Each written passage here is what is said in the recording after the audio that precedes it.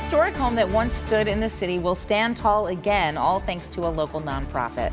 Thanks for joining us for the news at 5:30. I'm Julie Bragg. And I'm Leland Pender. Our Jake Burns is live now with the story of Abraham Skipwith, a formerly enslaved black man who became known as the father of Jackson Ward, and tells us about the organization that's helping to preserve his memory. Jake? Well, Abraham Skipwith, remember, built his home in 1790 in Jackson Ward. Remember, he was a black man, and this was in the years immediately following the American Revolution.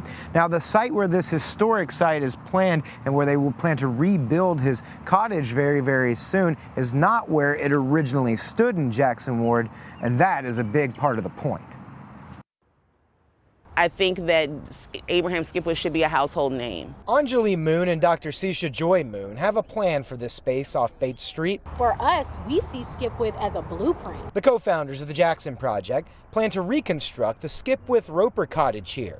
In the 1780s, Abraham Skipwith, an enslaved black man, secured freedom for himself and his family, becoming the first black homeowner in Jackson Ward. He is being black and American redefined in that particular time period. His worldly acumen was just deeply impressive and not something that we typically attest to black people in the South in the 1700s. The Jackson Project uncovered Skipwith's will from 1797, spelling out the type of life he was able to carve out in the years following the American Revolution. It is the fact that he left clothes, furniture, silver, gold. He had a gun. For me, though, my most prized possession within his will is the horse and buggy. I just have a very hard time wrapping my head around a black man riding around Richmond, Virginia in the late 1700s in his own horse and buggy, not in service to someone else. We have very much one-dimensional narratives around blackness at the time, around what enslavement looked like, and it's certainly what the South looked like.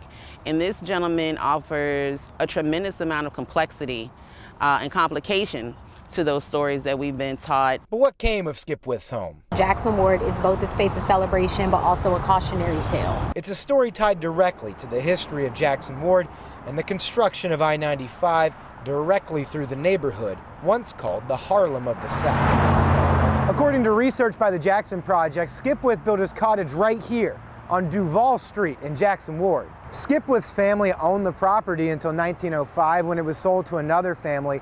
The cottage was lived in until the 1950s according to the Jackson Project, but then that family was forcibly removed from the home so that the interstate could be built where the cottage once stood. Jackson Wardians have these really sturdy shoulders.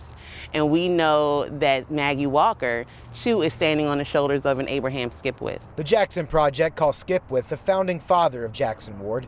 Through a land grant from the Maggie Walker Land Trust and a $1.5 million grant from the Mellon Foundation, they're reconstructing Skipwith's cottage here on the north side of the interstate. So as we acknowledge, this space of tribute and remembrance and joy, let us not forget the reality of why we're here and why that home isn't still at 400 Duval Street. The space will be a museum, but also have a place for community gathering and reflection.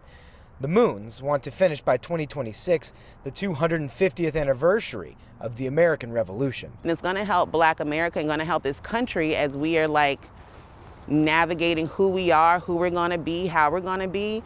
Learning more about here and how it started, we think, can help to inform some of those answers. We might also be able to use this project to help even change how historic preservation is handled.